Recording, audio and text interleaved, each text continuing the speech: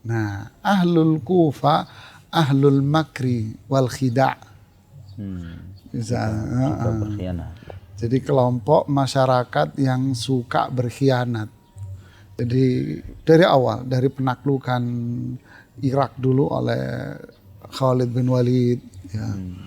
Kemudian Khalid pindah, ya kan? Diserahkan kepada Syaibani, keluarga Syaibani untuk mengalahkan itu, terus membelot terus panjang sejarah. Diutuslah Muslim untuk ngecek.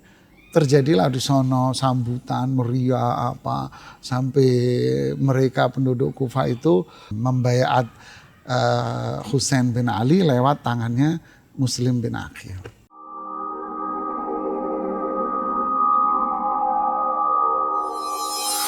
Safdah TV.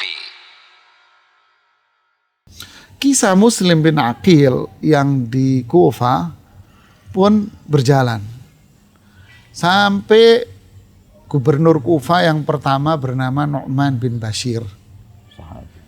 Nu'man bin Bashir tahu apa yang terjadi dengan penduduk Kufa, dukungan besar terhadap Husain bin Ali radhiyallahu anhu. Tapi gubernur Kufa saat itu tutup mata dengan apa yang terjadi. Ringkasnya begitulah, tutup mata dengan yang terjadi. Kemudian ada mata-mata yang menyampaikan kepada Khalifah Yazid bin Muawiyah bahwa gubernurnya tutup mata. Akhirnya ada, lupa saya namanya, orang kepercayaannya Muawiyah, penasehat. Kepercayaan Muawiyah. Muawiyah wafat, akhirnya dia jadi penasehat Yazid. Gitu, penasehat Yazid. Yazid sebetulnya tidak suka dengan Ubaidullah bin Ziyad. Tidak suka dia sama Ubaidullah. Karena yang nunjuk itu dulu abahnya di Basra, dia nggak suka. Tapi si penasehat ini menyarankan agar gubernurnya diganti. Nu'man bin Bashir diganti dengan bin Ziyad. Ubaidillah bin Ziyad. Nurut Yazidnya dengan penasehat ini. Digantilah. Akhirnya dua wilayah digabung jadi satu. Basra sama Kufa. Nah, muncullah penggabungan wilayah Basra. Ini Basra itu kan ada dua. Basra yang Irak, Basra yang di luar Irak. Ini Basra yang Irak. Nah, digabung jadi satu wilayah Basra. Ya, Basra itu wilayah atas, Kufa itu wilayah atas, ini Basra wilayah bawah. Jadi digabung jadi satu dengan satu daerah Ubaidullah bin Ziyad. Ringkas cerita, Ubaidullah bin Ziyad masuk. Dan dia nyelinap ini ternyata benar. Kemudian dia cari istilahnya itu intelijen. Siapa ini penyebabnya? Ditemukanlah penyebabnya ternyata Muslim bin Aqil. Coba cari tinggal di mana, kamu pura-pura aja bawa duit untuk bantu dia. Jadi model spionase pura-pura, model begini intelijensi gini sudah dari zaman dulu ternyata ya. Pura-pura bawa fulus gitu ya, terus ngasih pura-pura gabung di majelis taklim padahal dia intelijen. Intelijen ya. Saya emang dari zaman dulu begitu. Alhasil dia datang bawa fulus dan sebagainya. Lapor ke Yazid. Ternyata Muslim bin Aqil tinggal di rumah Hani bin Urwah. Lapor ke Ubaidillah bin Ziyad. Lapor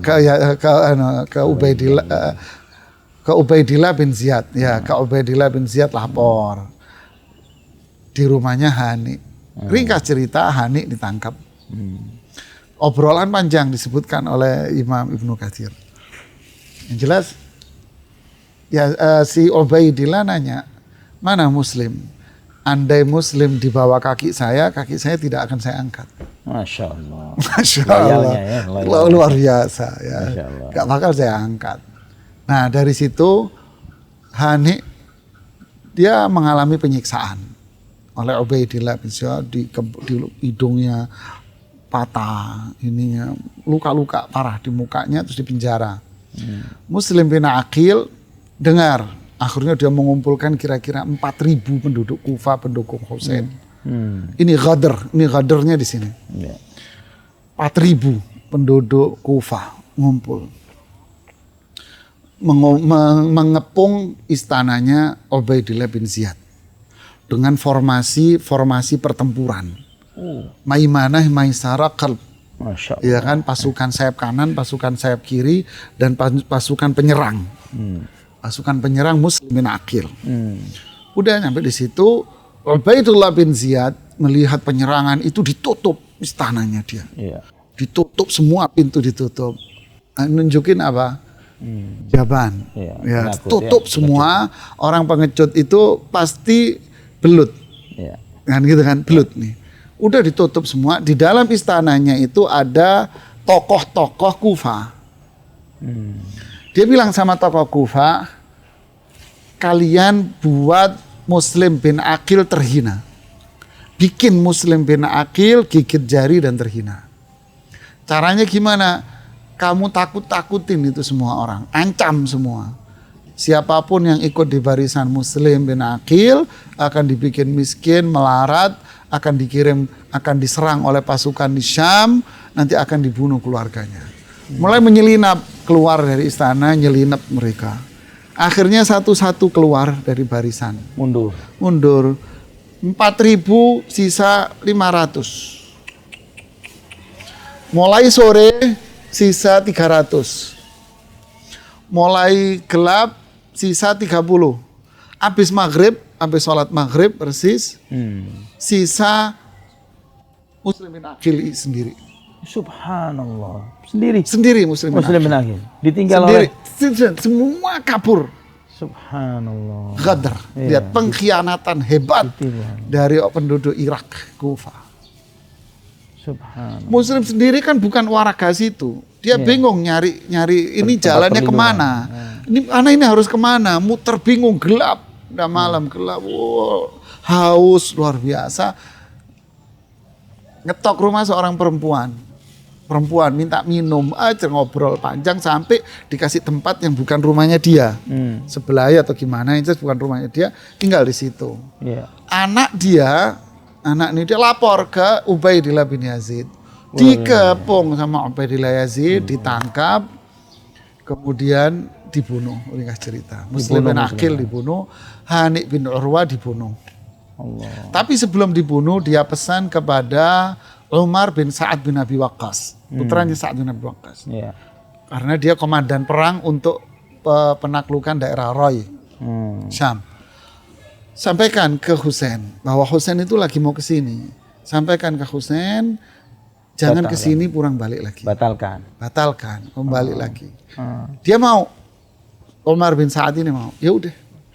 Bikin utusan, wasiat disampaikan. Tapi terbunuhnya Muslim bin Aqil hari Arafah. Oh. Nah, disinilah mulai kisahnya.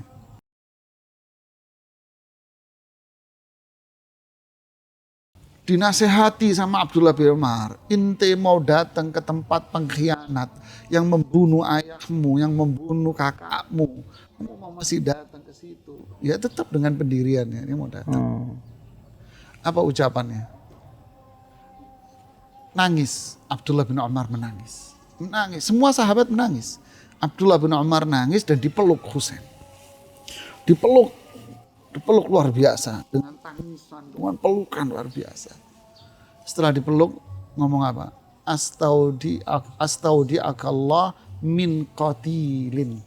Allahu Akbar.